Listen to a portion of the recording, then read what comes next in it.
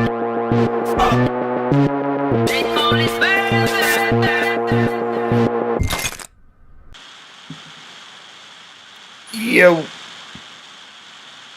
We good? I think we're good. I think we're streaming. Wait a minute. Awesome. I see you. Let me add myself. Okay. Alright. The thing on the bottom, I gotta make it bigger. Yeah, they gotta see our logo, bro. You gotta know who they're dealing with here. You fucking right, But how's we that got look? I mean the news has been pretty busy lately, and this first story that we're gonna go into, it was pretty much out of left field. What, the Whitmer thing? Yeah. I mean, Look, it's not a surprise that it happened. Yeah. You know what I'm saying? But it's just like the fact that it just happened today. like, Well, otherwise it might have been a little bit more of a slow news day if it wasn't for the kidnapping. it wasn't for The that attempted kidnapping. the terror plot. Yeah, dude, The did you terror read that plot. article? Which one? The one in the New York that one from Times? the Hill, I think. Oh man, No, I I read didn't read the Times one. I read the Hill one.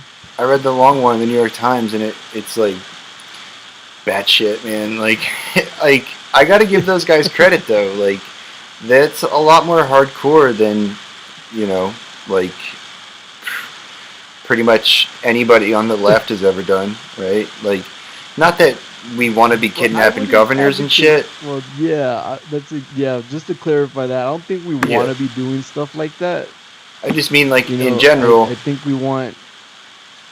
Yeah. Yeah, the plot, like the level of commitment for the plot is pretty hardcore. Yeah, because there was a pretty high level of commitment. I got a couple of quotes here that I wanted to read off from that. It came from their encrypted chat that they were doing. They were planning a very, very large scale attack for this. What did why don't you give us the backstory then? Start with the whole thing. Like, all right.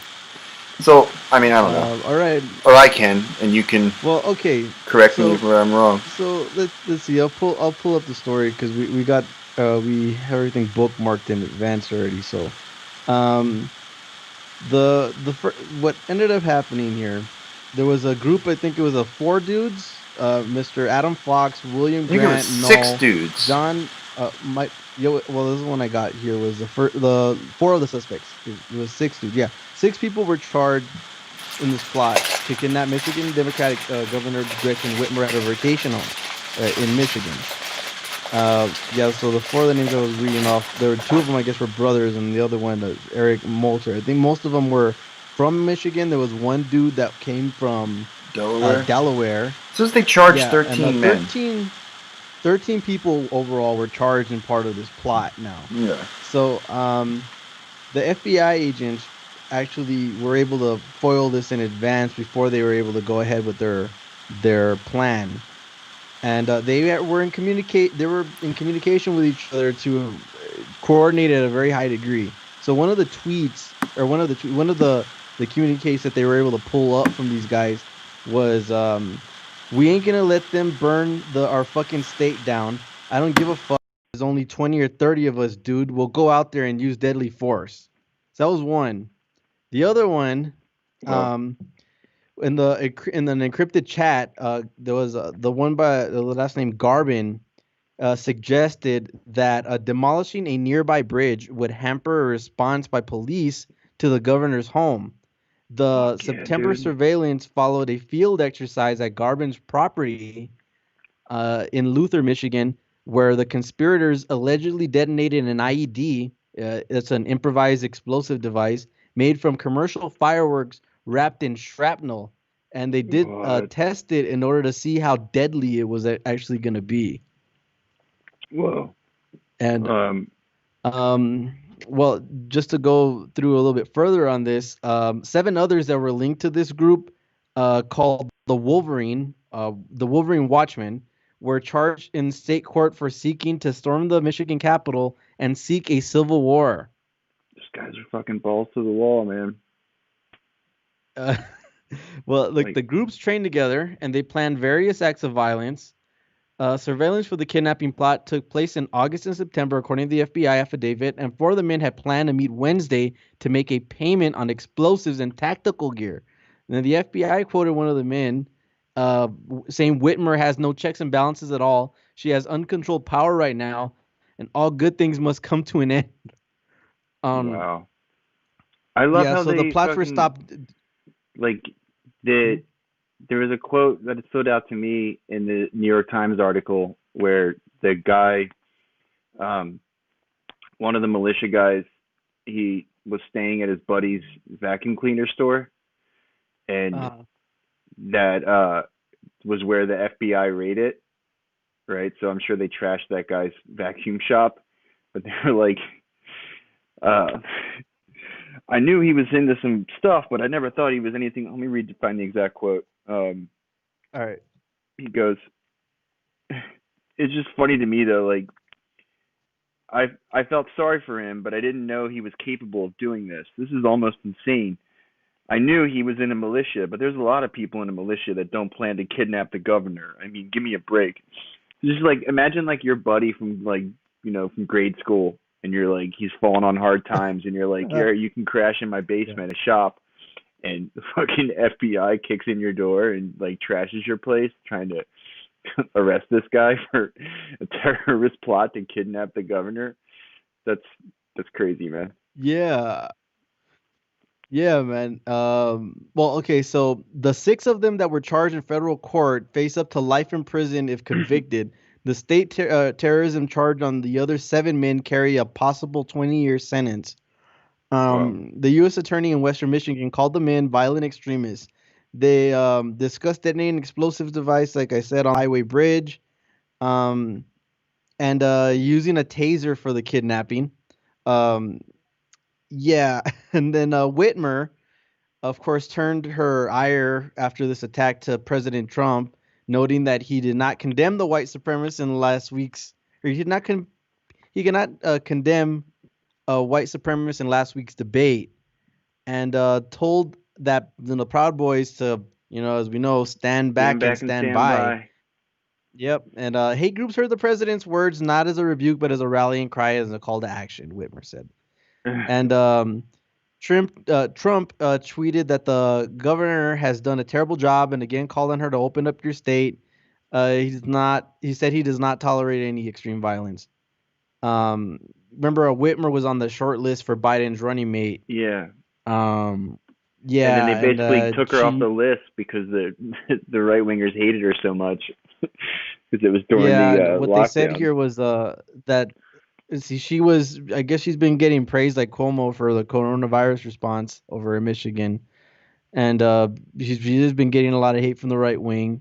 You remember the armed militia group or armed terror group? Really want to go and tie them all together that stormed the Capitol there, and then yeah, there was major restrictions that were put on by Whitmer, um, and at one point or another, Trump. You can actually pull that one up, Matt. We have that one bookmarked so everybody can see it. He There's a screenshot Rashida Tlaib went ahead and shared of this tweet that Trump did. Let's see. Yeah, it's like the third one down. You got it? Liberate Michigan. Yeah, there we go. So you see this was tweeted after that whole the this was in response to the law situation they had due to COVID. Yeah. And April 17th. That was so early in the pandemic and they were already yeah, agitating to they're get it over with. already like that, bro. I mean, that's what they were going at. Jesus Christ. I mean, And I think that was yeah, mostly Rashida Tlaib went AstroTurf, ahead, and you can see right? with what the people that were storming the Capitol. Yeah, I mean, I Yeah. don't remember exactly. I mean, they were armed and they stormed the state capitol. So Yeah. I whatever mean, I they were think it was doing. a But couple operatives. They were able to trace back mhm. all of the liberate, like all of the like the accounts that posted all that stuff originally were all traced back to like one address in Florida who was some sort of paid operative. So basically, that's what they do. AstroTurfing is you um set up like a you basically give them the opportunity to engage in their worst behaviors, Yeah. and that's kind of what they did. They So I like, mean, well, I think the sentiment that Rashida Tlaib went ahead and tweeted out. So yeah, I have multiple favorite members of the squad, bro. Don't play with me on that. But Rashida Tlaib went ahead and said, "I wonder where they got their motivation from." And a lot of the people that we follow on Twitter on the show account were echoing those same sentiments. That they basically they listened to what Trump said. They took what he said in the dude, way they that were they took planning it, on and then having a they trial for her. That's the craziest yeah part. there was Um, I mean a full on trial um, wait a minute, going ahead and how Mhm. do I add an extra um, picture in picture? Because I have the one that just has you on it. Can I put myself in the other corner? If you go back to the cam settings and you can go and click that plus sign and then it'll put both of us on there.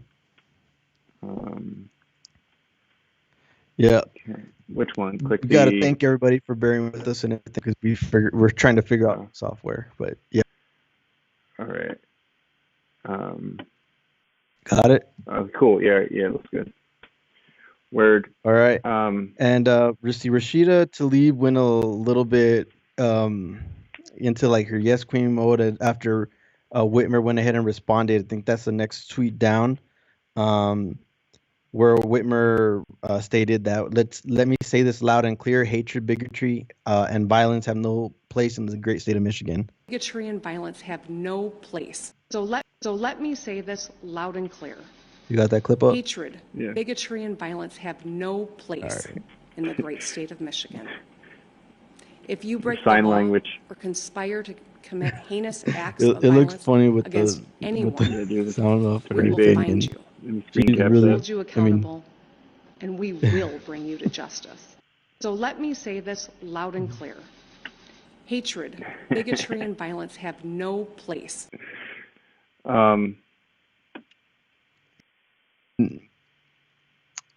I don't know. Like, Well, after that, I think we have. Well, there was one more tweet that, of course, I put up there too because, well, AOC responded as well to it of and course, saying, genuine she. question for the media, law enforcement. Why are you calling these armed neo-Nazi groups breaking the law, militia, gangs, or domestic terrorist groups?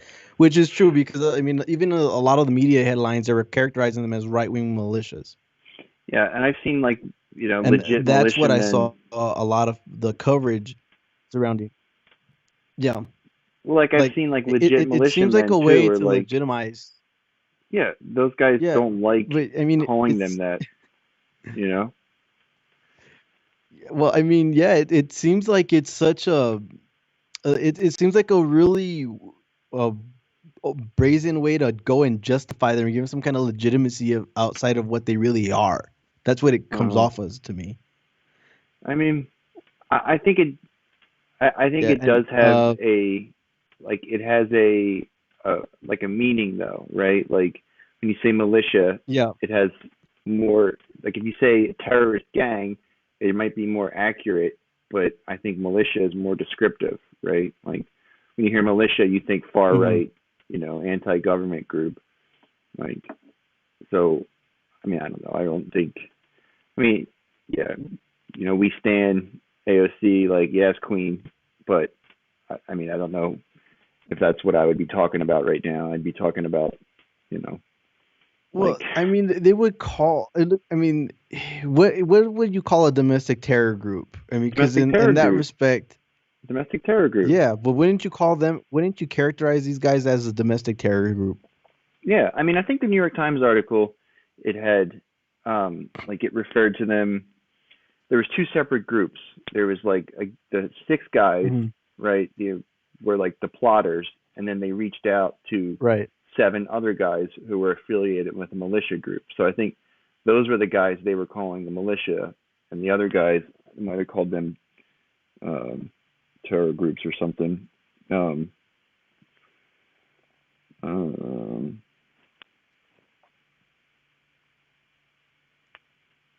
yeah, like I don't think Well, they were called uh, them. They actually called them mhm. militia. I think they called the other guys the militia, which I don't know.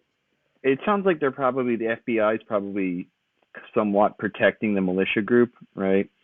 Like Yeah. they don't want to do, any kind of like organized crime charges or anything, like because they're on the Right. same side as them. You know what I mean? Like Yeah. unnamed anti-government group. But I got that video up there pinned.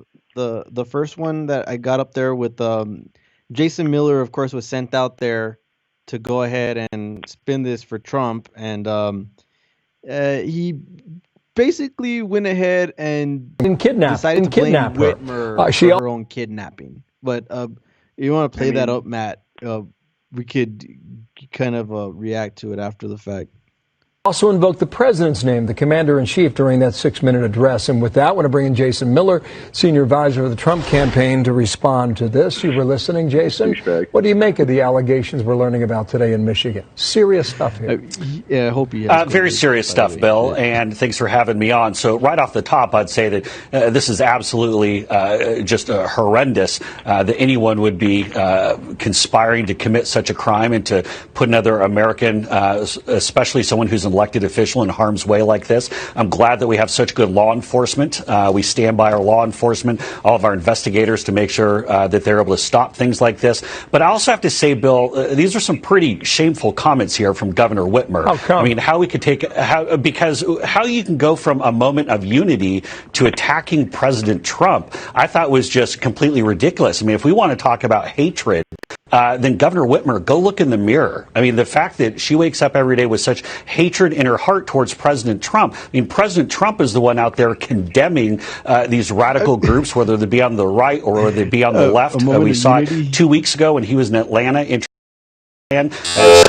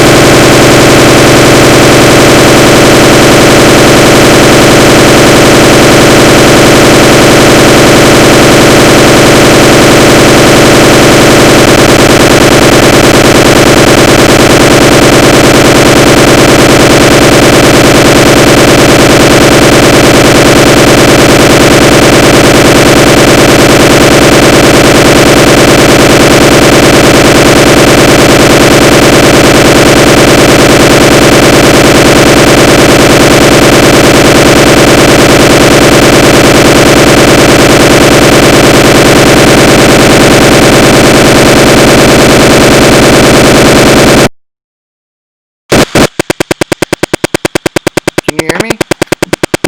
Yeah.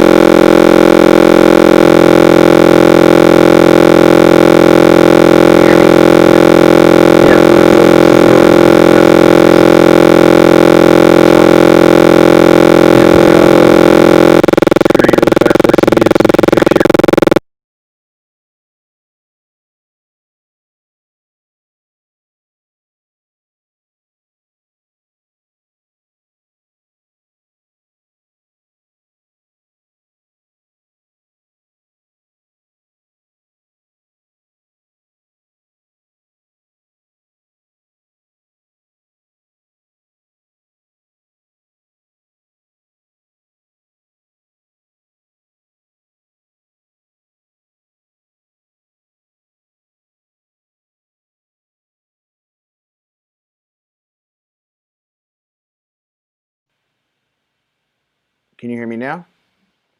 Yeah. Okay. Yeah, I don't All know right. what the fuck that was.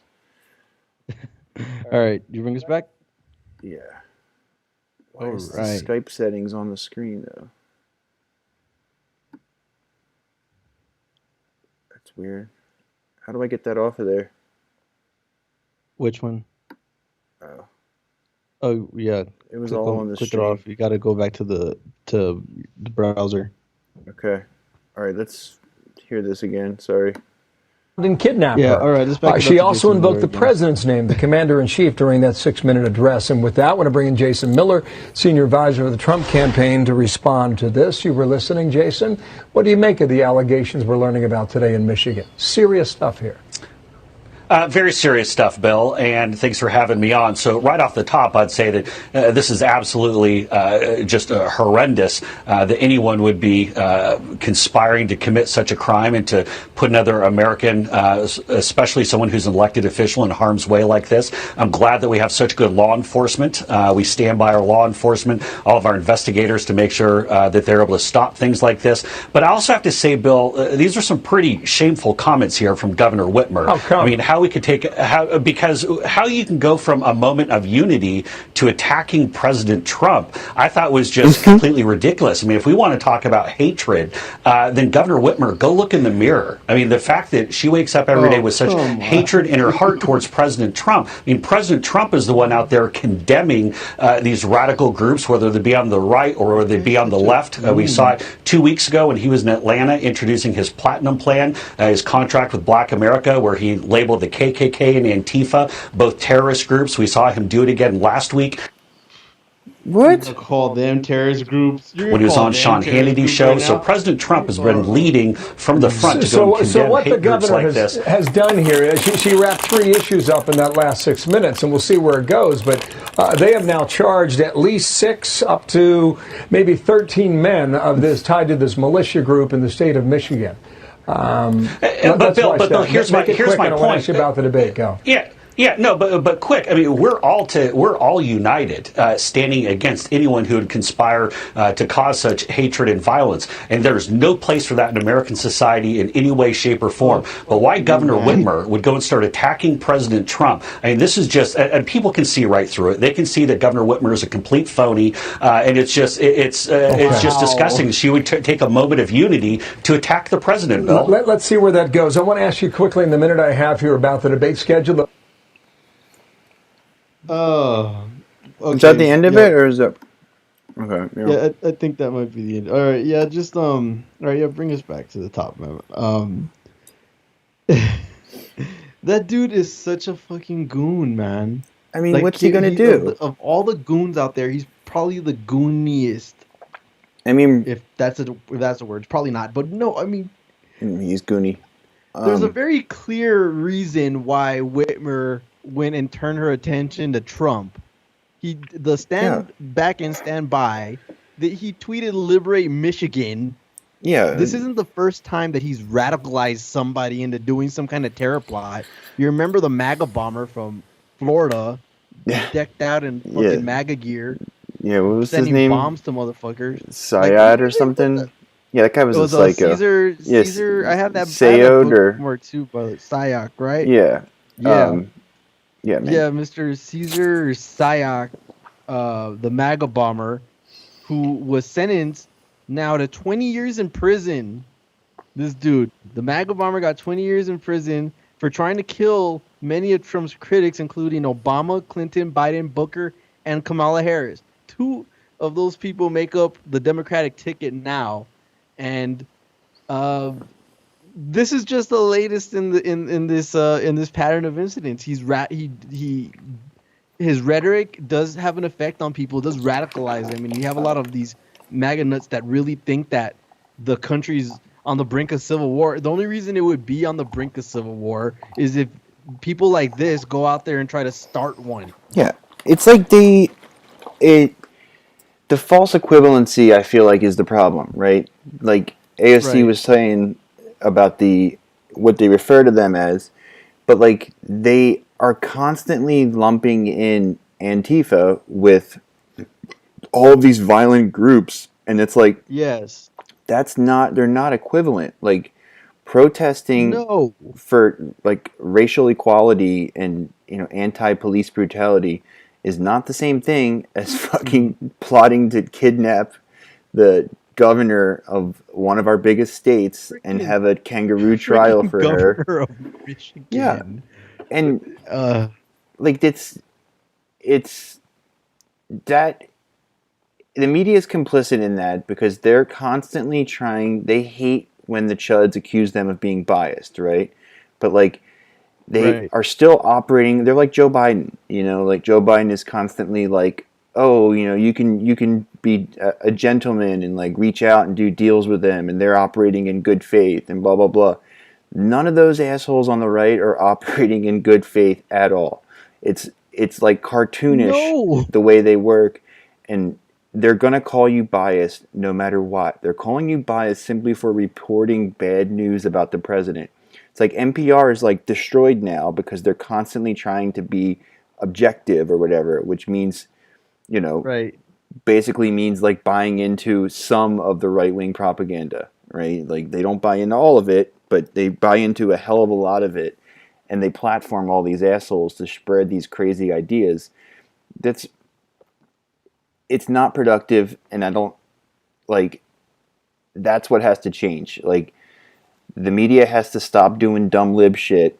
Like they have to stop doing these manufactured outrage stuff with them and just give us the straight facts. Like you do honest journalism, do honest reporting, compare the groups. Yes. Say, they should have responded. It's patently absurd that the president talks about protesters with these types of groups who are nowhere at all in the same universe of activities.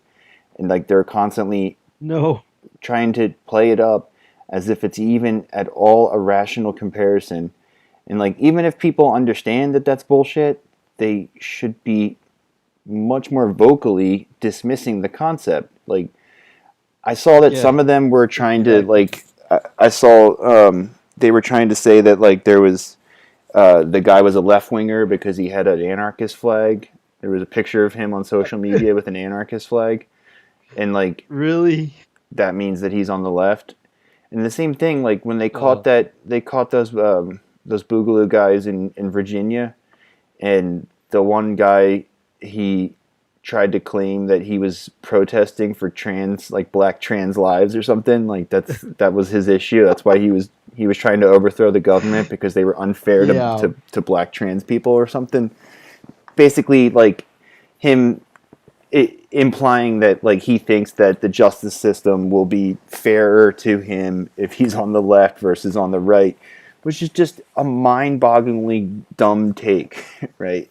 How has there ever been any kind of it's like, and that's the same thing with like the woke like id poll shit is it creates a backlash. We know this creates a backlash, right? They go so heavy onto that stuff because they don't have any substance to their policies, so they constantly overdo it with the the way they frame everything. Like it's constantly trying to be like, oh, Kamala Harris, like Mike Pence was a misogynist, like he was mansplaining and shit like that, and it's just so counterproductive. And that's what you have. You have these chuds with like, because their brains are already poisoned, right? But like knowing what we know about them, knowing what we suffered through 8 years of Obama with their derangement, like that's something that we can do. Like we don't have to encourage that. Like we can present the stories, we can present the news without having to give in to that temptation. And I would appreciate the Democrats a lot more if they were just honest. They didn't have to pander with all this shit. Like I don't know who that appeals to. Like Kamala Harris got her ass kicked in the primaries because no one likes that stuff. Like seriously, it doesn't appeal. Yeah. There's no constituency that appeals to. No, I don't think so either. But I mean the whole thing with the mansplaining after the VP debate. I mean, both of us thought she won. I think that's been the consensus following the debate too. I mean, it was very ideologically split. It was people. It was like 60-40 because people who support, who don't support Trump thought she won, and then people who support Trump thought Pence won. It's Right, the but I mean, country's so divided. Like, right, but despite that, I mean, I still think that she won or whatever it is. But the point that I was trying to make is, they made this thing about mansplaining, like you said, and really, Pence didn't do anything he wouldn't have done to a male opponent. He didn't do anything I close think to he what would have been Trump did to harder on a Biden. male It opponent. had nothing to do with mansplaining. Yeah, I think He's he was just a dick. purposely. I think he was purposely trying to modulate his tone. You know, as the media says. Like, I think he was purposely trying to not be as aggressive because he knew that was going to happen, right? Right. Because of course it was going to happen because they're so predictable. Exactly. Like, and the guy, to tell you the truth, like, I tweeted this earlier. Like, I thought she did good. I thought she did a great performance, a lot better than I expected. Both She of us didn't came away with that same impression of She didn't her. do I thought, any, I like- thought she did pretty decent. She didn't do any I left titled- punching. She didn't do anything like that, right? And Yeah, which I appreciated. like her best. I mean, the closest she came to punching left was, no, Joe Biden will not ban fracking, and the But whole that's not. thing of. I mean, that's that was dumb. close. I mean, it was not anything close to what Biden was doing. I saying, beat the socialist, "Oh, yeah. man. Like, I'm not I a beat the socialist. socialist, man. Like, but Yeah, Jack, what are you talking about, Jack? it was No. like, And I got blonde hairs and. yeah. And I forgot what I was going to say. Well, I wanted to go on to the next story here. We're gonna stay talking about right-wing groups because they were very hilariously trolled this week. What? On Twitter. Well, Proud Boys. Oh. Go. That's the next tweet down from where you are, bro. Proud Boys became an LGBT trend on Twitter, LGBTQ, right? So they took the members of Twitter, members of the LGBT community, went ahead and took over the Proud Boys name. Some might say they took it back from this right wing group, and they used the tag Proud Boys to tweet a lot of nice pictures about of them and their relationships. A lot of really happy looking individuals that. Very much in the spirit of gay pride and all that same kind of thing. But yeah, they use that tag that we know is been coined by that right wing. I mean, did the Proud Boys use that hashtag? Yeah, of course they use that hashtag. They do And of hashtag course they Proud use the Boys. name. They're like, I'm going to go beat up you some. can't tell anymore. I'm going to go beat up some leftists. Hashtag Proud Boys. Hashtag Proud Boys are in support of them. I'm pretty sure if you go and look at that tag before it was taken over, you'd see a bunch of their dumb shit that they were doing before. But yeah, the trend was part of efforts to drown out posts and content related to the far right and anti-immigrant, the far right anti-immigrant groups of the same names. So actors and artists of the Canadian Armed Forces among those who shared supportive pictures. The Proud Boys group has denied being a homophobic organization. And yeah, since the beginning of last week, the term Proud Boys have been tweeted more than 88,000 times.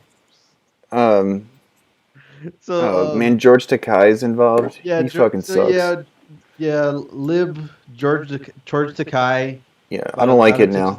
I don't care for him, but we'll read out his tweet just because he was part of this whole story. I wonder if the BTS and TikTok kids can help LGBTs with this. What if gay guys took pictures of themselves making out with each other or doing very gay things and tagged themselves with Proud Boys? I bet it would mess them up real bad. I see. So yeah, I think this is manufactured. I think this is bogus. We're talking about. Yeah, I don't think they actually used that hashtag. I feel like this is some George Takei lib shit. It really was tied to a bunch of those kinds of, at least those kinds of stories, and at least those kinds of those like tags. Media people using them. Like it's not like when they have other hashtags that are like operationalized, right? Like hashtags that they use to like share information, and then the TikTok kids take that over. That's badass. Right. I mean, I'm not gonna say that it's something that they use operationally. It probably isn't. I'll probably more towards saying that it probably isn't. But everybody knows that they use what their name is. Everybody knows their damn name, right? They've been involved in many incidents trying to instigate shit. They've been all over the place. Yeah. So it is still a hilarious troll. Let's see what he has to say. Right. They seem like very good people. I know they like me. Dude, Trump I don't was. know who the Proud Boys are. I mean, you'll have to give me a definition because I really don't know who they are. Yeah, I can right. only say they have to stand down, let law enforcement do their work. Law enforcement will do the work more and more. As people see how bad this radical liberal Democrat movement is and how weak, the law enforcement's going to come back stronger and stronger. But again, I don't know who Proud Boys are, but whoever they are, they have to stand down, let law enforcement do their work. Are you willing tonight to condemn white supremacists and militia groups and to say that they need to stand down and not add to the violence in a number of these cities, as we saw in Kenosha and as we've seen in Portland? Sure, Are you I'm willing prepared to do specifically that, but do it? Well, go ahead, sir. I would say almost everything I see is from the left. He didn't do it. Not from the right. So what are you saying? I'm willing to do anything. I want to see Well, peace. then do it, sir. Say it. Do it. Say it. You want to call him?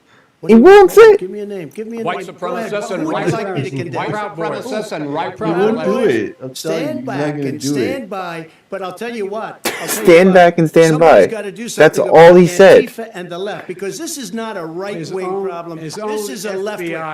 This is a left-wing. It's been recognized by the FBI as For the years. Oh, you got it. that domestic Oh, terrorism you gotta be and kidding me. far-right are by far the biggest threat. Yeah, since 9/11, we've pumped all this money into combating terrorism, and the FBI keeps saying we need to stop focusing on the Middle East. We fucked those countries up. They're not going to mess with us. We have a white supremacist problem home, though. Like they keep saying that, and every year they don't. I can speak to this a little bit from a personal standpoint over you. So, where I live in El Paso, down the road from me, walking distance, there's the Walmart that was shot up. That dude was clearly alt-right oriented, and he came over to my city just down the block from me to go and kill people that look like me because he was radicalized by that same kind of bullshit. Yeah. So the fact that Trump all these months later, and even before then, because it didn't start here in El Paso by any means, still won't come out here and say something against them. I know, it's so fucking dumb though. It's another dumb thing Trump does. It's not surprising, but it's not a win for him either, so it doesn't make any sense. Exactly. Unless he agrees with them on some level. I think he's just dumb. Like, I think he does agree with them, first of all, but like politicians say shit they don't agree with all the time, especially him. Like they all say shit like just to say it because it's politics. For whatever reason, they somehow, like, he has done the calculations and he somehow thinks that, like, it's not a net benefit to him to condemn them, which I think is completely wrong. Like, he would definitely have... There's, like, so many of the Never Trump people, they don't associate with him because of the racist shit. Like, that's their beef. Like, they want to be part of the woke capitalism stuff. Because capitalism, wants to be woke. Like, they don't like any of his shit. They want to appeal to as large a swath of the population as possible. You know? No, definitely. And look, it's very much of what you're saying. Like, nobody wants to be accused of being racist. By and large, some people will own it and they won't give a fuck. Very few, though. Most part, like most of the Fox News that are crowd, closeted. Yeah. They want to be closeted racist. They don't want to be brazen racist. And they'll go home and say some racial epithet behind your back. They don't want to be out there full front like that. I think the fact that that Trump goes ahead and still doesn't say, all right, you know what, racists, you have no place in our country or something like that. Anything like these racial groups, Proud Boys, David Duke. He did the same thing with David Duke. Oh, I don't know who David Duke is. Motherfucker. I think it's you don't know who David Duke is. Like, get the fuck out of here. He doesn't want to admit that they're a thing. right? That they're a problem, that they're like something that he has to condemn. Like, so much of their shit overlaps with mainstream Republican ideology. It's like the Proud Boys have basically the same political orientation as the Republicans in Congress, right? They're the same.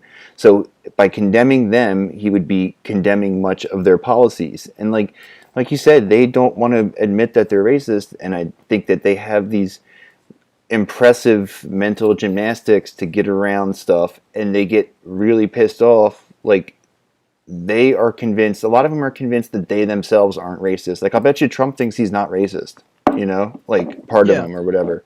He thinks that, like, you just play the track, man. I'm not racist. I'm not racist.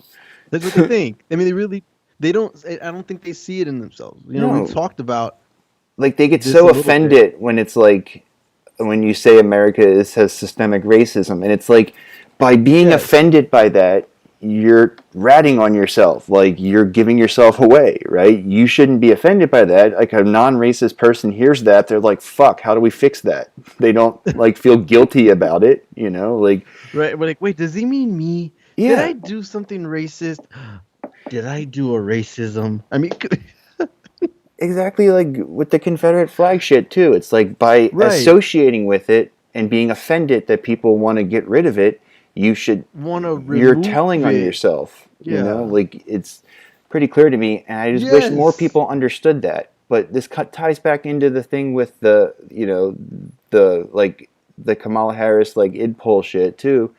I think this stuff is like all connected, right? Like, it's so much of their narratives, because they can't actually report on like corruption and actual, you know, stuff that a journalist would normally report on. So it's all these kind of like racial innuendo things, and it gives them the wrong impression about what systemic racism is, because the media doesn't want to admit that there's systemic racism either, right? They want to pretend that it's an isolated thing with like bad police forces and stuff. They don't want to pretend that it just pervades the entire capitalist structure, right?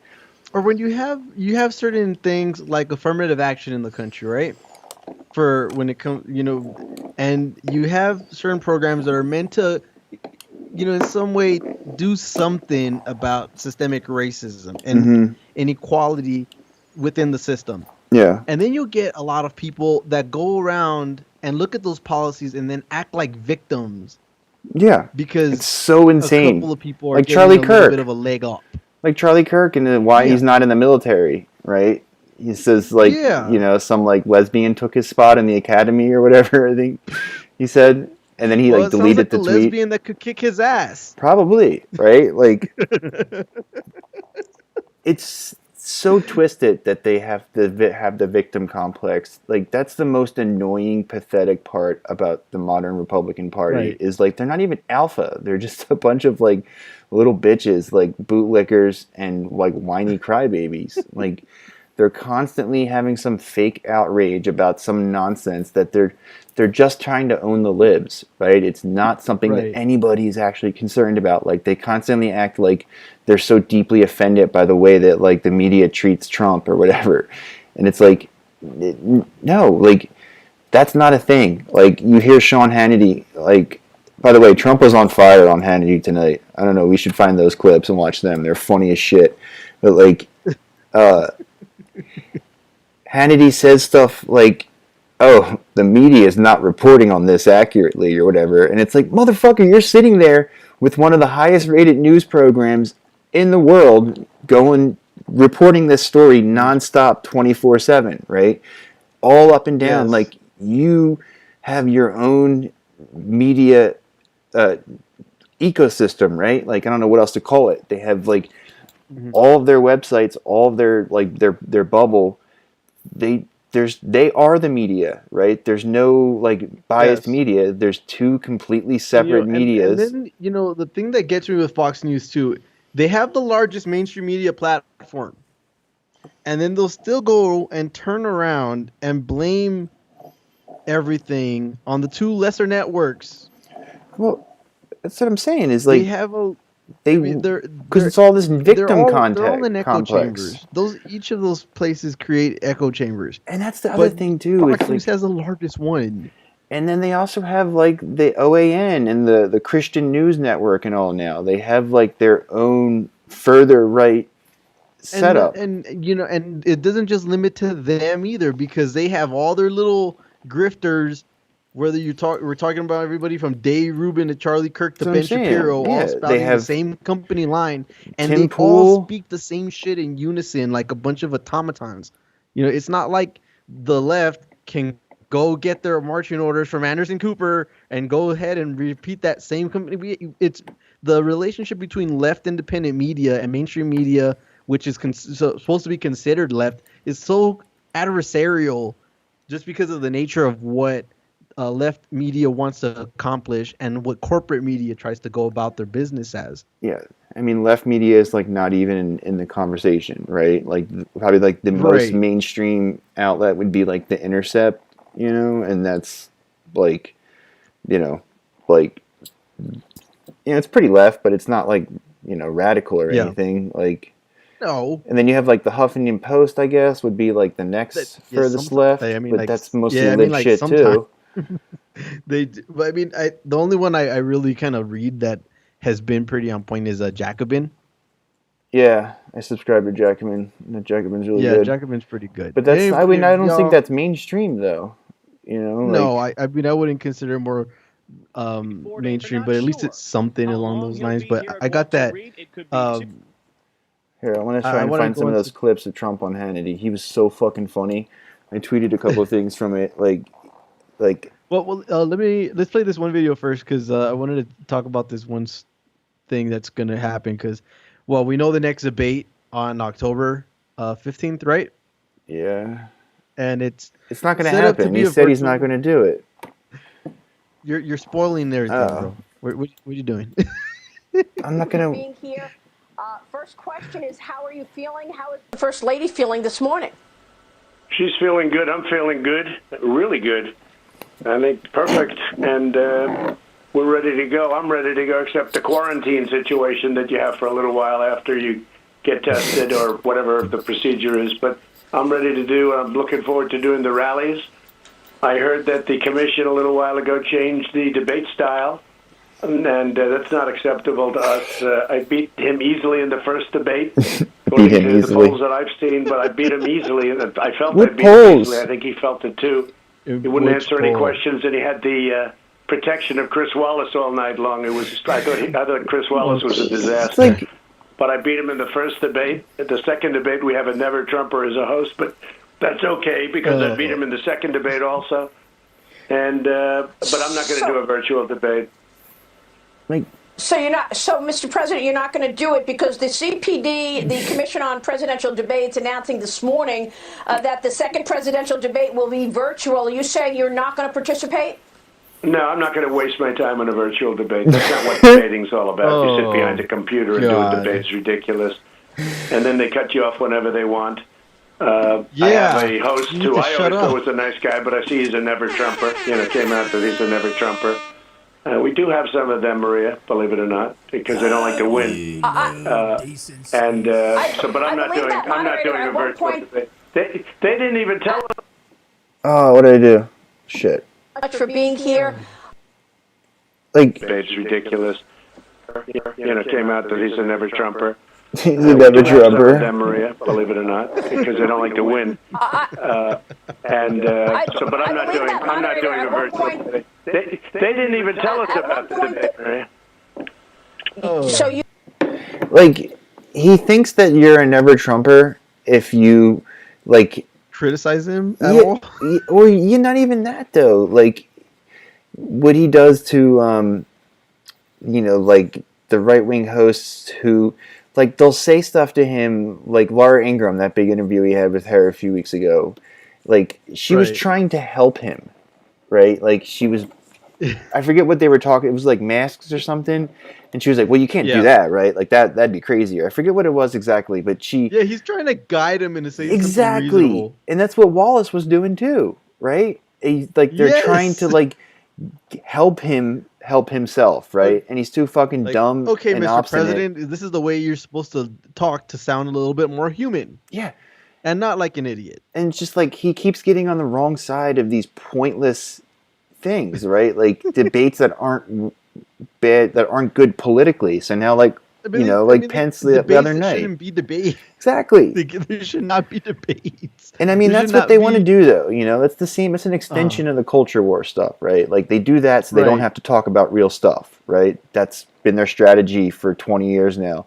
And then doing it, like, the mask stuff is just an added layer of manufactured drama just to have them talking about something, because that's literally all they talk about. Like, if you go to any of these right-wing sites, all of their news stories are like nonsense. It'll be like, like SJW professor teaches students that America is lame, or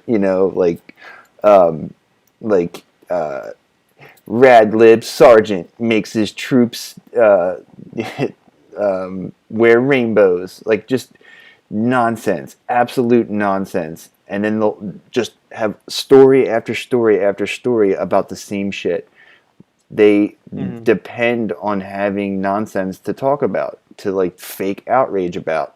I mean, the libs do the same thing, right? They do it, like we were saying before, with like, racial things, right? Like stories that even if they are legitimate, they just shouldn't be like, a news story, during a time when there's always something crazy going on, even just domestically.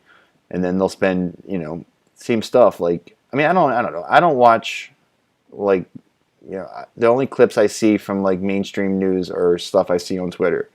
So like, yeah, I don't know how much they do it, but I feel like they do it probably pretty often. I mean, obviously not as bad as the right, but it's just contributes to the same problem. And it's like the whole thing, you just can't help but think how stupid Joe Biden's policy of trying to appeal to Republicans is.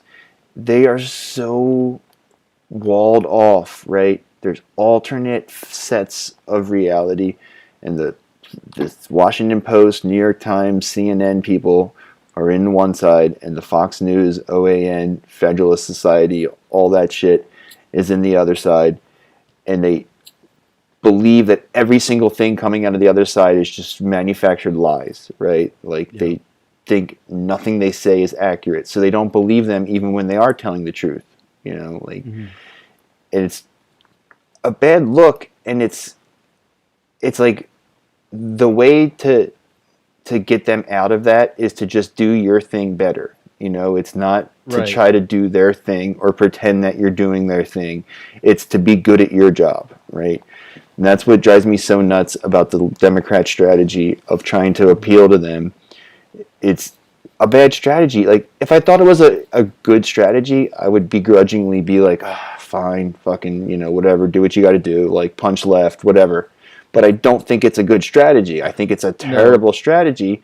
So it's them fucking insulting me, like insulting like the things that I know to be accurate, gaslighting us basically. Right. And at the same time doing it for a foolish cause that like they should know better. It's just, it's like a slow motion car wreck, man. Like, you're just watching it and like, stop doing it, stop doing it. It just increases their resentment, Yeah. All right, can you move us the window over to the other side, because I think that watermark that we got for the ad is still there. Oh. All right, so let's see. Next story up. Think this is a little bit older in the week, but I did want to go and talk about it, just because he's such a high-profile figure, and you don't really get base takes like this from too many high-profile people. The Pope. So let's talk about our based Pope. He's so based. He actually is pretty based for this. I mean, I know there's still a lot of scandal and stuff surrounding the Catholic Church. That's the Americans, though. That shit doesn't happen in other countries. It's just America. It's just the American priest. His church, man. He bears some responsibility. Damn it. I mean, of course he does, right? Let's not I mean, I don't think it was him. I think it was his predecessor anyway. I think he would have fucking owned those priests. But he probably will. I mean, based on this, I really wouldn't have doubted it, because, okay, so let's just go from the title. The Pope Francis, market capitalism has failed in the pandemic and needs reform. Aside from the differing ways that various countries responded to the crisis, their inability to work together became quite evident. This is the same thing like I was saying earlier. It's like, it's very hard to deny Well, this is what capitalism he had failing, said. right? All right, It's let me so read this up obviously from shitting the bed right Pope now. So, well, Pope Francis says the coronavirus pandemic has proven that the magic theories of market capitalism have failed, and the world needs a new type of politics that promotes dialogue and solidarity and rejects war at all costs. Hell yeah. Francis on Sunday laid out his vision for post-COVID world by uniting the core elements of his social teachings into a new encyclical, Fratelli Cyclical. Tutti, right? Encyclical, right? Brothers All, which was released on the feast day of his namesake, the peace-loving Saint Francis of Assisi. The document draws upon its inspiration for the teachings of Saint Francis and the Pope's previous preaching of the injustices of the global economy and the destruction of the planet, and pairs with them the call for greater human solidarity to address today's problems. So what he says on here too, there was a couple that were really, really base quotes. It was well, it says it's very difficult nowadays to invoke the rational criteria elaborated in early centuries to speak of the possibility of a just war. Yeah. He's basically saying. And then aside from the differing ways that various countries responded to the crisis, their inability to work together became quite evident. Anyone who thinks that the only lesson to be learned was the need to improve what we were already doing or to refine existing systems and regulations is denying reality. He cited also the grave loss of millions of jobs as a result of the virus as evidence for the need for politicians to listen to popular movements, unions, marginalized groups, and to craft more social and economic policies. Mm-hmm. So, yeah. He sounds like he's clearly advocating. Wait a minute. His next line is the most based. The fragility of world systems in the face of the pandemic has demonstrated that not everything can be resolved by market freedom. It's imperative to have a proactive economic policy directed at promoting an economy that favors productive diversity and business creativity and makes it possible for jobs to be created, not cut. It's like, it's so obvious what's wrong right now to anybody. It's just the American fucking system is spending so much money, not just American, like the West is spending so much money bullshitting people. I didn't even know he said this, but neoliberalism simply reproduces itself by resorting to the magic theories of spillover or trickle without using the name as the only solution to societal problems. There is little appreciation of the fact that the alleged spillover does not resolve the inequality that gives rise to new forms of violence threatening the fabric of society. Yeah. That is about as base to take as you can find, especially from a religious figure, right? Because look, in this country especially, the right has really co-opted religion. And if you go look on the left, predominantly you're going to find a lot of agnostic, a lot of atheists, and a lot of people that reject religion as an institution as a whole, right? But part of the reason for that is because I think of that association and what kind of connotations religion carries with it in this country, especially. But I really wonder how right-wing figures that are Catholic and look up to the Pope and all that kind of stuff want to go ahead and justify his cries to move away from neoliberalism and towards more of a socialist approach to economics. And really the big part of it was anti-war. Yeah. You know, and it his calls for against war in the modern age really fall in line with what I would expect or what you would want from a religious figure when you think about stereotypes. You know, religion is supposed to be something of peace. Of course, a lot of the history involved in it, in a lot of ways, religion has been used run opposite to that. But you have principles like the Good Samaritan and doing kindness unto others and all that kind of stuff. So you would want the Pope to take an anti-war stance like he did. And it's good that he did, you know, but when you have conservatism that co-ops religion and oftentimes are warmongers, you know, they'll go on, you know, pray up on Sundays and start a war drone strike the hell out of innocent civilians on Monday. No, there's literally nothing about their politics that has any kind of like morality or like there's literally nothing that they do good. They don't do anything good. Every single thing they do is bad. Like nothing. Like you couldn't find a single policy on their platform and say this is going to help humanity in this way or that. It's exclusively to help the 1%, like at the expense of the country, the world, the ecosystem, and our society, right? Like they just fuck everything up and don't care. Yeah. It's just like indefensible. And like I said, that's why the Pope is doing it. It's so hard to overlook this now. It's so obvious, especially in the pandemic. It's just making everything more clear that everything we're doing is wrong. The system is so much more exposed. Yeah, they're doing because of all that we were having to deal with the global pandemic. Yeah. And in keeping with those base principles that you're supposed to follow as a Catholic, which is doing well unto others and good Samaritanism and all that other kind of stuff.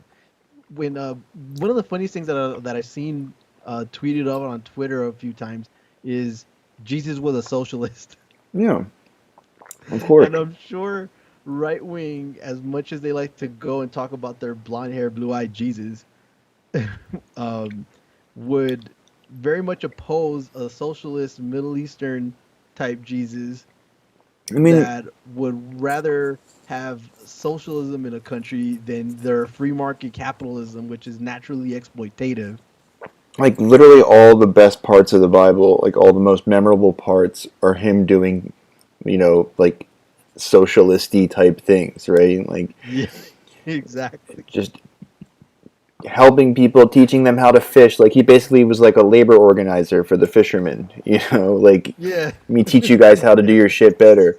Like he you give a man a fish, he'll eat for a day, you teach a man to fish, he'll be able to feed himself for a lifetime. Yeah, he basically like taught like empowerment and like collectivism and the whole thing, like his whole communal living, like this is all socialist shit. Like the money changers, like stop fucking being greedy. One of my favorite stories was that when Jesus went into the temple and overthrew all the marketers and coin collectors or whatever the hell they were doing inside the church.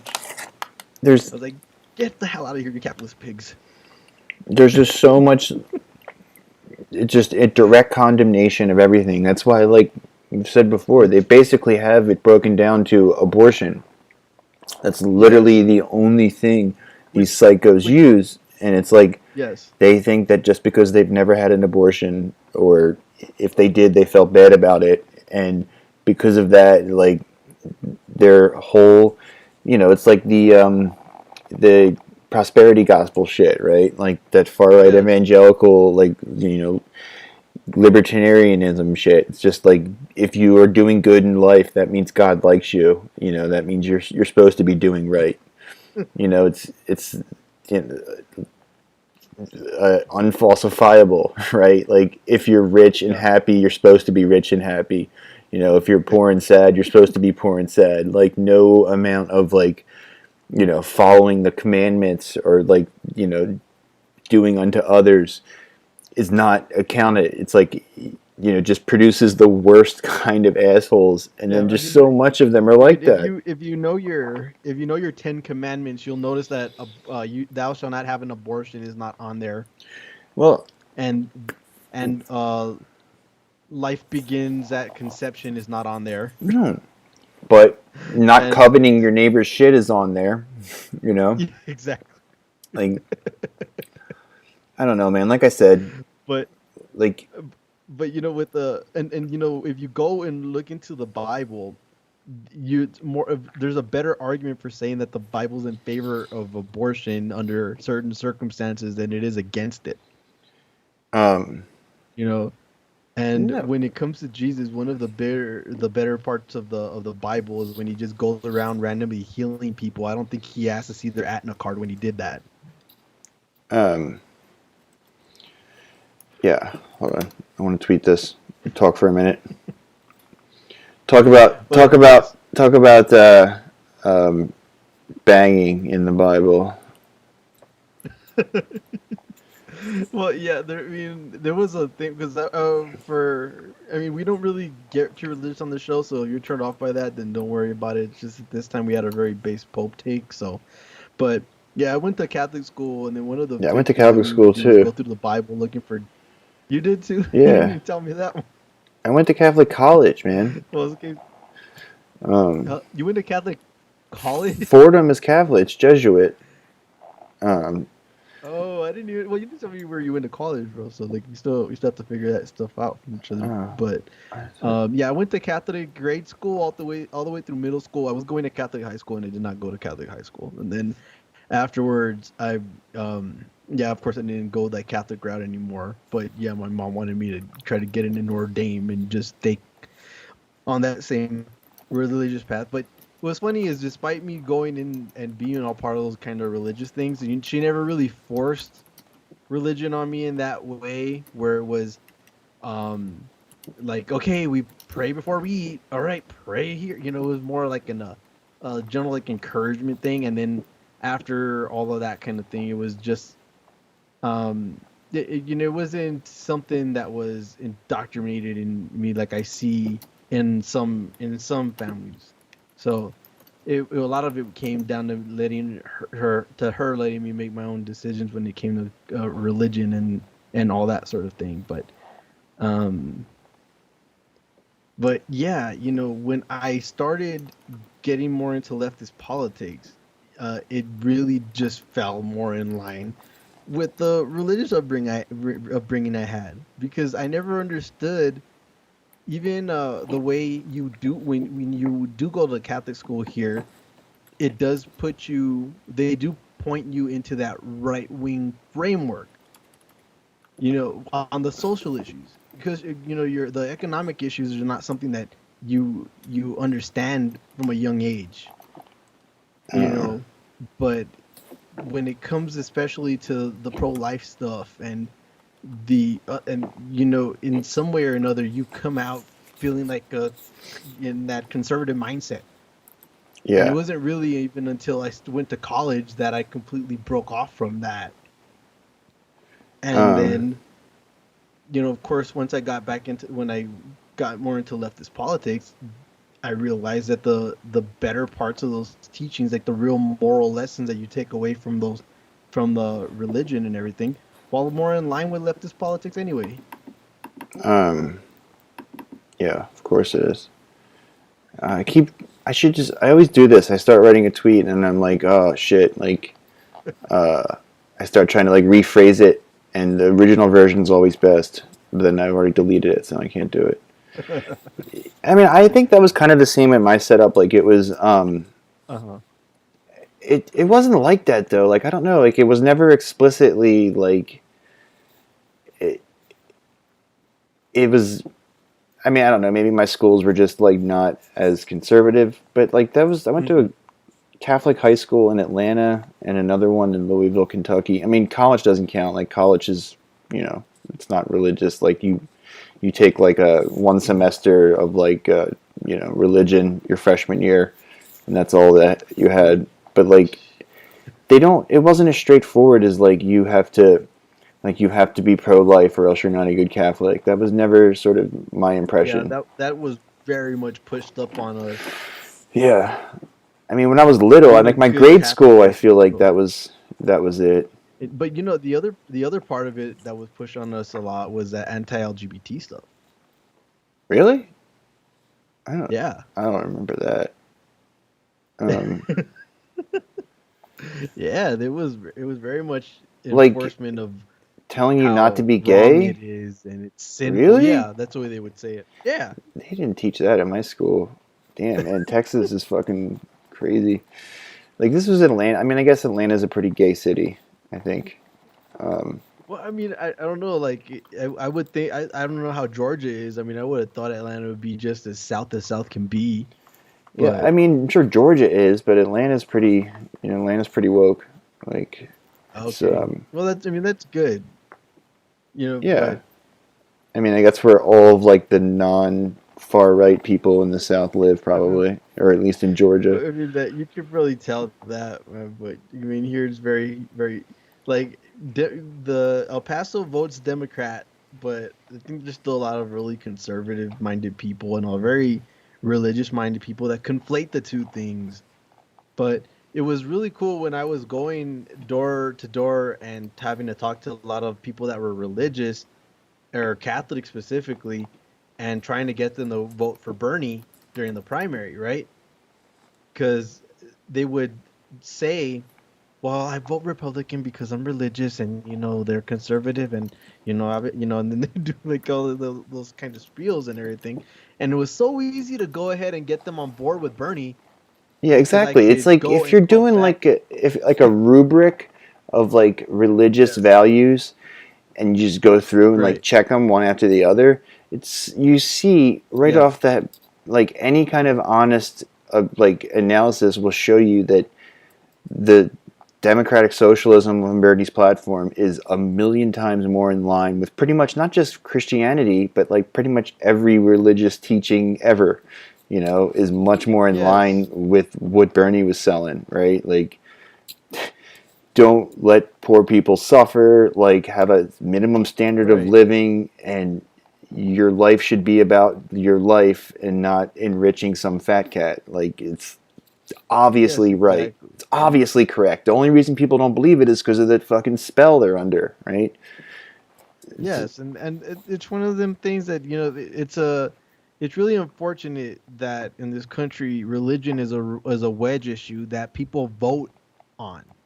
Like they vote because of I don't know if they just um want to justify it to themselves, though, right? I don't know if they. I mean, it could be the opposite way too. It I could be think the they opposite just way want to too, where defend their shitty politics, right? Like they want to have a yeah, rational best basis I for think there are why, people that you want to know? do that too. No, no, absolutely. I think there are people that want to go ahead and turn it around and say that I'm Republican because it's the moral religious thing, not the opposite way. If I'm religious and moral, therefore I vote Republican. You know, but when you have a lot of average people, because this is just speaking from my experience, when I go and I would talk about Medicare for all, or I talk about the Green New Deal, and I would relate it back to some kind of religious thing or a theme that when Jesus went and helped the poor, and when he advocated helping the poor, when he helped the sick, he didn't ask for an insurance card. That's what we Yeah. need in this country is a system that is more in favor of helping people than trying to get money off of them. And for some reason that seemed to break through a lot. The only thing I couldn't really get people to break off of was associating pro-life and being part of a religion. That's the only thing I really couldn't shake free from. Even if you you tie things together using scripture or whatever else, it doesn't. I mean, it's not something that they're ready to let go of. But all right, bro. Do you want to go with the? Their Well, own show. we have that Jordan Sheridan thing that you pointed out to me. You want to go over that? Um, no, not really. I don't really understand it enough to go over it. I don't know the story. I don't want to, like, say anything. All right. Yeah, we'll hold up to that. All right. So why don't we just break into our history segment then? All right. All right. Play us out, bro.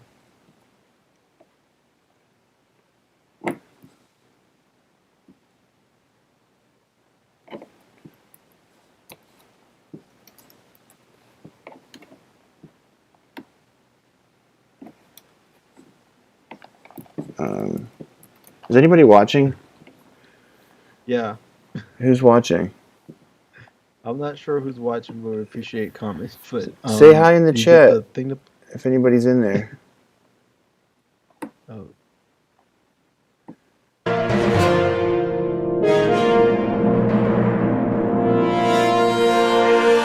It's History Hour with Tony and Matt, where we talk about history. History time.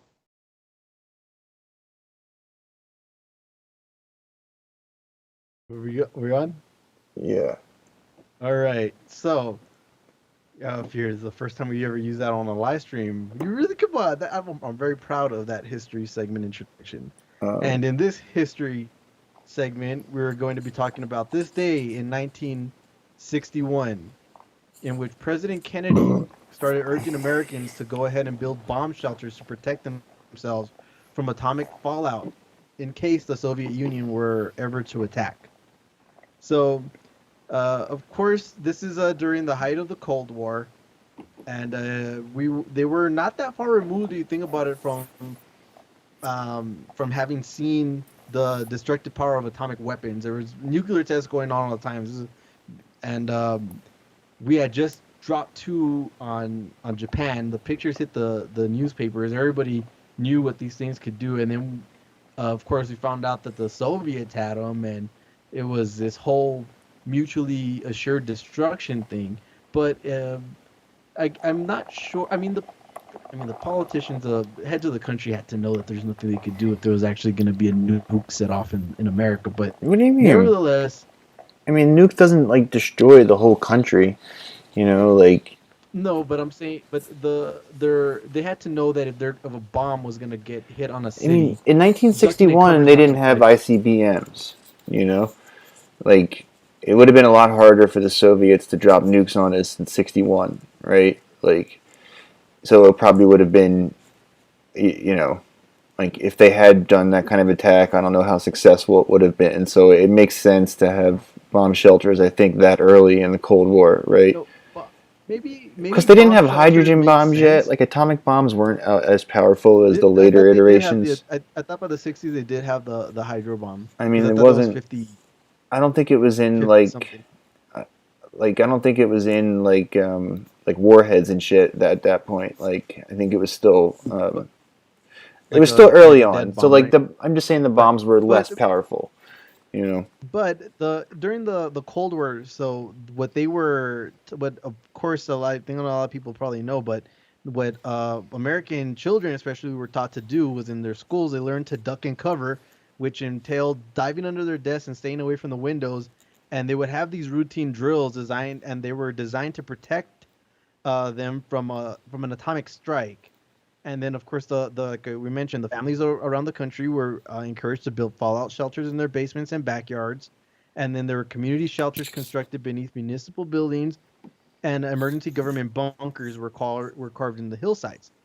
Now, like you're saying, they were not as sophisticated as bombs Mm-hmm. as they would end up being, Yeah. but still, I mean, there really is not much of a point to doing a drill for duck and cover when Oh we're yeah, talking about no. schools. Yeah, that's yeah. I mean, that's just cope, right? Like Yeah, that has to be cope. That's what I was talking about. yeah, like they just want the parents to think, you know, and like the kids were probably like it probably worked on them too, right? Like they probably didn't Yeah. understand that they would, you know, and they were probably used to doing it from like tornado drills and shit. Probably. And well, during the Eisenhower administration, he encouraged every family to keep a 7-day supply of food and water on hand in case of an atomic emergency. Yeah. To encourage people to build a stash of provision, the FCDA, that's the Federal Civil Defense Administration, launched an initiative called Grandma's Pantry. So it was based around slogans like "Grandma was always ready for an emergency."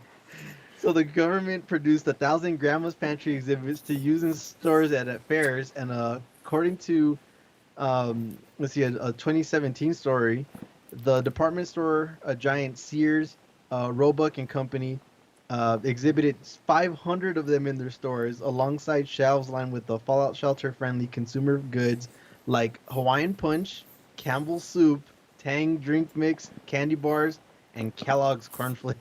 Damn, dude. But like people were so much more self-reliant back then. Like people couldn't do any of this shit now. You know what I mean? Like I don't have any food stored. I don't have any of this stuff, right? Like I mean, I wonder if it was mainly just like like capitalism, like it was just like a marketing thing. Like we can sell people all this shit. Look at all those. So I'm saying they had all these displays at Sears. Like there was less stuff to buy back then, you know. But I mean, like as far as perishables go, I mean, canned food, Tang drink mix, and Hawaiian Punch and that shit. I mean, that's pretty good. Just like sugar water. You might as well just get sugar and water, Well, you know? but during the crisis over Berlin in mid 1961, President Kennedy expanded the civil defense programs, calling for more than $200 million in appropriations for the construction of public fallout shelters in the United States, and he encouraged Americans to build private shelters. The estimated number rose from 60,000 in 1961 to over 200,000 by 1965. So Um, they developed what was considered the ideal doomsday food. It was nutritious, easy to prepare, reasonably priced, and with a long shelf life. The result of which it was a burglar wheat dude, biscuit dubbed the thousands of all-purpose years? survival cracker. Holy What's up? shit. A shelf life of 3,000 years? Yeah, yeah. Wow. That's what it says, right? They ate some from the Egyptian pyramids? Yeah. Wow. Yeah, it says the shelf life for the crackers established yeah, after 3,000 years in an Egyptian pyramid. So 20 billion survival crackers? yes, they went in with 20 billion survival crackers. Damn, dude. And let's see, some of it says some of the nation's biggest cereal and biscuit companies, including Sunshine Biscuits, Kroger, the Southern Biscuit Company, Nabisco, and Keebler, um, all went into producing these things, and then the company turned out more than 20 billion crackers by the end of 1964, before all those shelters were even built. I wonder what's going on in these shelters now. Yeah, I wonder how many of them are still stocked. yeah, I mean, you have to assume a bunch of them are still there. I mean, if families went ahead and built them, unless they built over them. Yeah. So, I mean, the ones that were carved in the walls and put into municipal buildings, I'm sure some of these things still function as fallout shelters. Well, like you see them I mean, downtown and stuff, you know, like old buildings have those yeah, signs. yeah, you see what I'm talking about? Like, there's fallout shelters like that, and they're still there. And I'm sure if they're built that way, they still function if there ever was some sort of emergency. But I mean, looking back, I guess it's hard to kind of picture now. But I guess looking back, if you really felt like you were under threat from, having a full-on global nuclear war, and you just seen, because I think a lot of the times people now are pretty far removed from thinking about nuclear war as a very visceral thing. I mean, You know, it's just, like I don't think it's as tangible as it's more of an abstract idea, to the point where no one in our lifetimes, at least certainly not in our age group, has seen a nuclear blast other than in a movie. oh yeah, of course not. You know, Yeah, man. and and if there's this app actually online that can show how destructive each type of nuclear warhead is that is currently in existence in the country, and you could put it over where your city is just to see the blast radius. Jamie, pull it up. Was that a challenge? Hold on, I don't know if you heard that. Yeah, I heard that. Well, look, you can. I think you Jamie, can pull it up up. if you want to go ahead and do it, just so people can get an idea. Hold on, let me switch it. I think it's easier. I can browse a lot easier when I have it off share. I think it works a lot quicker. What's it called? Atomic Blast Radius? It's called Nuke Map. Nuke Map. Oh, it sounds like it's a tight name. Yeah, so Nuke Map. You can go ahead and put that map to go to any city in the United States. Dude, So no one's watching this shit. Do we need to start? I think we need to go on Twitch. I feel like the Twitch algorithm is nicer to new streamers.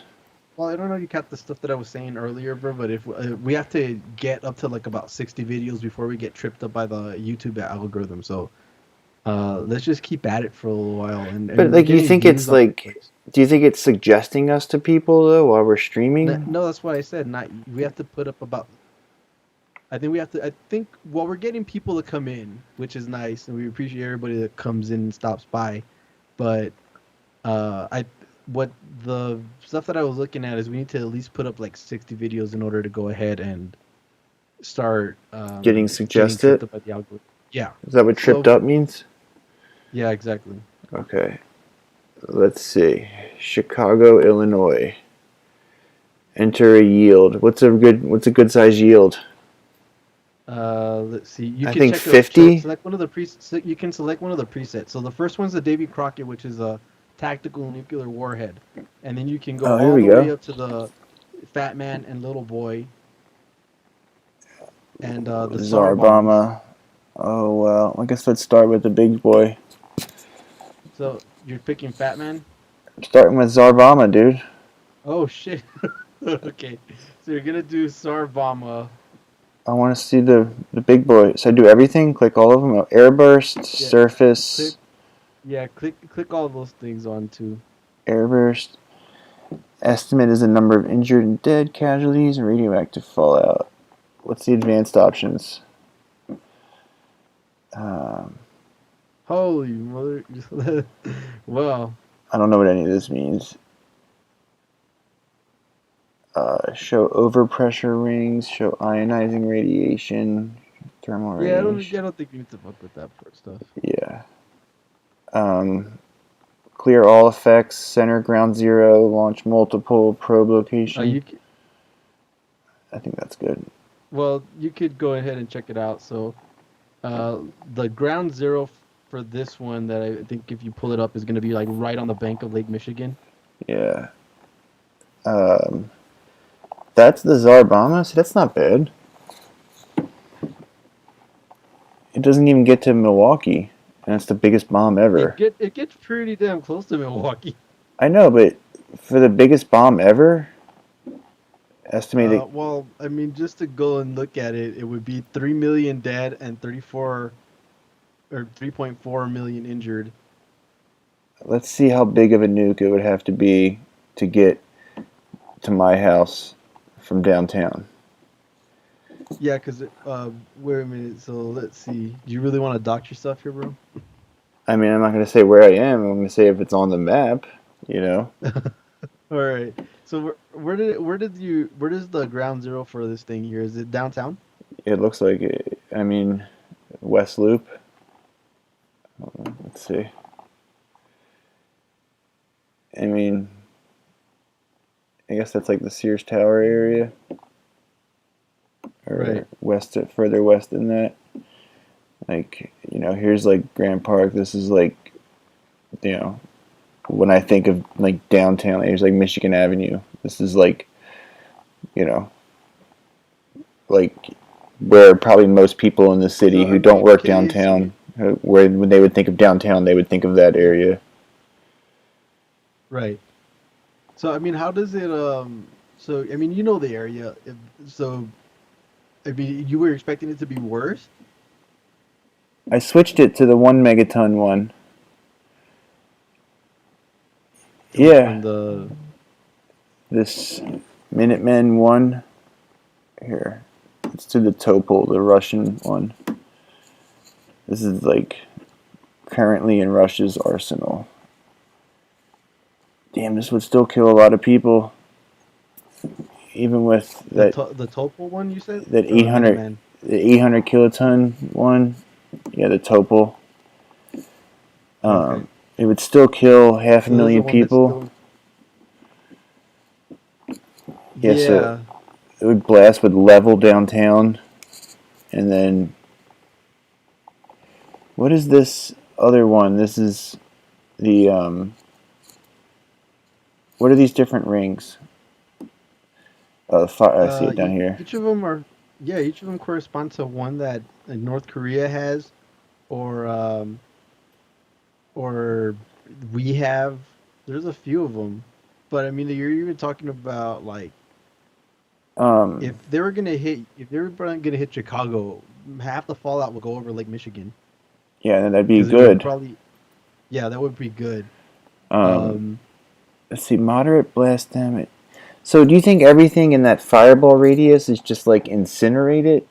The inner circle of that is definitely incinerated. It says right here. Doesn't sound like it. Maximum size of fireball. Anything inside the fireball. Oh, okay, effectively vaporized. Okay, I didn't see that. Yeah, exactly. Okay, so that would, if they hit that downtown, it would just destroy all the skyscrapers and shit. Yes. It looks like, and then this would be the moderate blast damage. So this would, fire Buildings starting. collapse. Injuries are universal. Fatalities are widespread. Chances of fire starting and commercial and residential damage are high, and buildings are so damaged are at high risk of spreading fire. Often used as a benchmark for moderate damage in cities. The height of the burst to maximize is 2.9 kilometers. I mean, so unless you're in the immediate fireball range, duck and cover is going to help, right? You'd maybe. I think you'd have to probably be in that outer circle, that third layer. Well, to this be, thermal radiation one, so you get burned if you're outside. Yeah, because look at it's 30. They would even under the that thermal radiation one, it would be burns extend through the layers of the skin. It's third-degree burns, and you're Yeah. painless because they destroy the pain nerves and they cause severe scarring or disablement and require amputation. So even at that range, you're But talking that about one you things have to really. be. I mean, wouldn't you have to be outside for that one? Like, I feel like if you were I ducked don't and think covered, so. does the burning, like, is it just universal, or is it like a wave that, like Well, because what like a it's saying at fireball moderate passing blast ranges, it through? would destroy the buildings. So probably at thermal radiation, it's not going to destroy the buildings, but anybody that's in that blast radius is still going to get affected. That's what I'm saying. So I'm just trying to think if it like passes through the wall, like. Well, look what it says at the light blast radius range. It says 1 psi of pressure, it would still break all the windows. So they come to the window after seeing the flash. I mean, how do they know this? There's only been 2 bombs ever dropped, I mean, I think they evaluated based on the psi and all that kind of Well, it thing. says this hypothetical. This can cause in the surrounding population injuries in the population who come to a window after seeing the flash of a nuclear explosion, which travels faster than the pressure wave. Ooh. So I don't know how they know that. I guess they have Hiroshima and Nagasaki. Like, Yeah, I mean, they have to be basing it on those things because that's like the best way to evaluate it. And then they have to be basing it on who survived the Hiroshima and Nagasaki blasts so this one would and hit how my far away they house. were from the original. I It would would. be. I mean, I would be in this, this outer shell, or like in between these two. You would be in the gray area. Yeah, I live like over here, or no? Ooh. No, I'm fine. I live over here.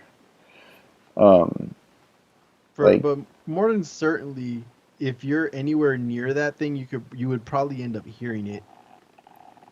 yeah, I would go to the window, and then the pressure wave would smash my window. I mean, it's cool that I wouldn't get like irradiated though. Oh, and there's no fallout. Yeah, and I think at that point you're still subject to getting nuclear fallout and radiation sickness, of course. What's it look like on the surface? So whoa! Why is that so much worse? Oh, is that the fallout cloud? Yeah. So they do the airburst to not cause fallout? They're showing the two different kinds of things. So which one you still have the topo on? Yeah, I switched to. Yeah, so like when it's an airburst, it's just isolated over the city, like we just went over. But if you click, if you click surface, it's fucking. Look at that. That giant wave of radiation that just travels across the country. I mean, this would get mostly lost in the lake. You're talking about. What's up? I mean, most of it would get lost over the lake, but like that's a lot more radiation than the airburst produces. Yeah, that's what it seemed like to me from just because of where you are. The only thing that I think if you put it over Manhattan, that any one of those larger ones covers the entire island.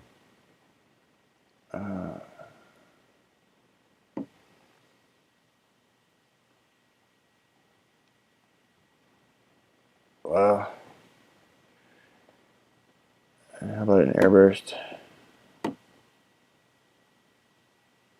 Yeah, dude. You could fuck New York up with a nuke. Like, Yeah. because it's so, like, dense. Probably Philly, too. Yeah, see, if just from the look of it, the one in New York, it does the moderate blast covers Yeah. everything from the southern tip of the Wall Street area of Manhattan all the way up to about the Bronx, and the lightest burst still goes all the way into Jersey and into some of the towns in Long Island. So yeah, one nuke are probably gonna kill and irradiate most of the people that would be in the city. Yeah. What's this? Fireball? Heavy blast. Radiation. Radius. Yeah, I don't understand how this works. Like, this giant area in red here. Like, are you looking at the Where screen right now? on the side thing? Yeah, like, there's the surface where it hits, and then all of this area spreading out from it. Yeah. Downwind. Fallout contour for 1 rads per hour. Approximate area. Fallout contour for 10 rads. Fallout contour for 1,000. Wow. So, if you're anywhere in here, you get 1,000 rads an hour? Jesus Christ. Eesh. You know, it that's the reason I really did actually like this app though, was because it makes it a little bit more tangible. Um, you know, than how it would be otherwise. I mean, it's infinitely more probable that Moscow will get nuked, you know, than anywhere in America. Right. Let's see if we hit it with one of these. Well, yeah, see, this is a very addicting app, people, but yeah. Oh, dude, we'd fuck that up with that. Yeah, I mean, now you can really, if you showed like that surface explosion with the bomb going off there, you really see that radioactive fallout and what the implications of that are. What Where, happens if you I mean,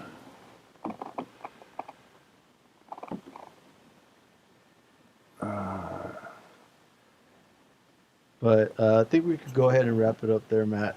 So you don't want to bomb some more shit? What's the biggest bomb we currently have? the big, okay, fine. We'll do one more bomb. Hope everybody Ivy is Mike? enjoying this stuff. But the biggest bomb in the U.S. arsenal is the B-83 nuclear warhead. Where do you want to drop this one? What did I do? Ivy Mike. Where is it? The W-83? Yeah. The B-83. It says Largest bomb in the current U.S. arsenal. So it's 1,200 yield in kilotons. what? This one says W-53 Titan II warhead, highest yield ICBM U.S. deployed. Current IC. China has 5 megatons. Yeah. Almost accidentally detonated it. Yeah, look, it's a B-83 one. Oh. Right? It's over that Minuteman. Largest bomb in current U.S. arsenal. Yeah, that's the one. Alright. Who do I think is most likely to get nuked? I know, probably.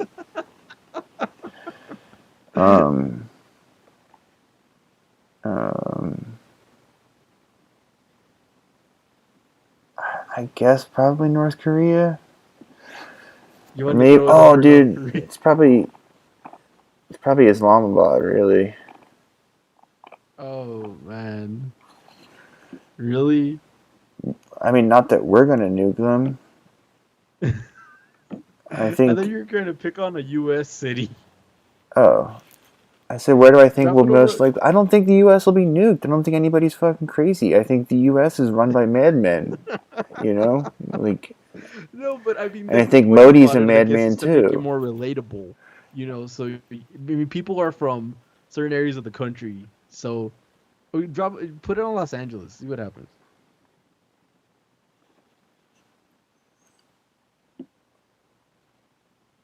L.A. is like that would be a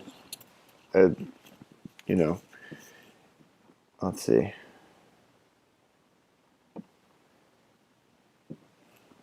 LA's so big, it still would fuck up most of Yeah. it though. Look at that. Yeah, I mean, I would think so too. Oh, look at that fallout cloud, man. Oh god.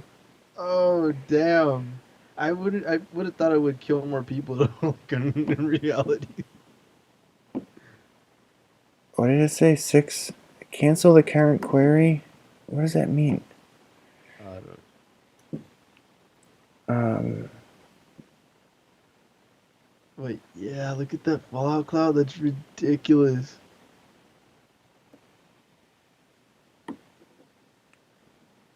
So all those people die. I mean, I guess at least in here they I don't know how the fallout works. So the bomb goes off. Like, why does it skip this area? I don't understand that. Or is this I where the don't know. bomb drops? Yeah, the bomb over there is ground zero, and then it would blow over the Sierra Nevadas. You can change where you put the wind. So if you put the wind over here, Yeah. it blows So out to it depends sea. on the wind too, right? So if it goes and blows south, I guess. Oh man, it could get all the way up there. I mean, yeah, you could get.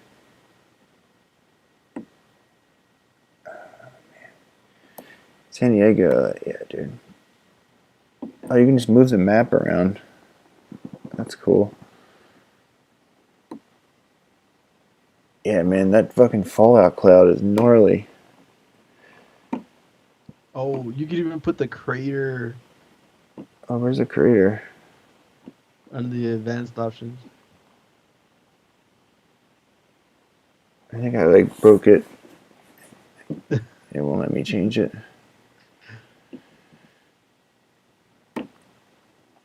Refresh Yeah. it. I can't imagine anybody still watching. Yeah, I think everybody kind of got bored with this part where we're trying to show explosions over nuclear cities. Anyway, Yes, thank you. If anybody hung around this long, we appreciate it. looks like We are there's a still couple getting our people bearings with the watching. live stream, but Look, if anybody wants to thank you. chat, put it in the chat, and we'll nuke your city. Yes, we will. We can go ahead and experiment nuking your city to see what the actual ramifications are of a nuclear blast. 2-hour stream, But dude. I mean, we could like do shit like this, like all day. You know, I don't know how fucking. I don't know how like some of those streamers, like Hassan Piker streams all day, every single day. yeah, Like, and yeah. he's I'm got not so many doing people in it. his chat that like if we had a shitload of people in the chat, I could respond to people all day, but I can't like make shit up to talk about all day. You know. No. I mean, I feel good doing the live show and bringing people a couple stories they might have missed during the day. If You we had know, people, in the chat, that'd be sick, man. We could have fun every night. It'd be like, yeah.